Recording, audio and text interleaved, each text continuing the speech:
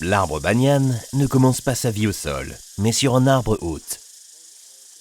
Les primates, tels que les gibbons et les langurs, les oiseaux et les écureuils, mangent les fruits du banyan, transportant sans le vouloir les graines ailleurs et déposant ces dernières sur d'autres arbres. La graine attend patiemment le moment propice pour germer au milieu de l'hôte. Ce petit germe de banyan continue de croître aussi rapidement que possible, jusqu'à ce que ses racines touchent la surface du sol et s'enfoncent profondément dans la terre.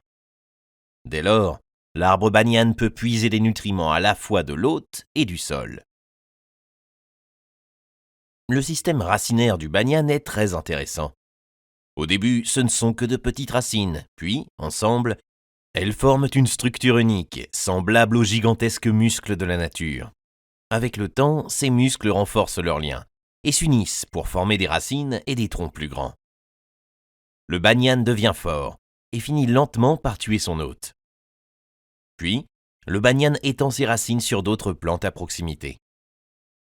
En raison de sa croissance intéressante, l'arbre banyan est souvent personnifié dans le folklore vietnamien. Les gens l'appellent l'arbre banyan étrangleur ou l'arbre traître. Cependant, d'un point de vue juste et objectif, les espèces de banyan sont un membre de la forêt tropicale.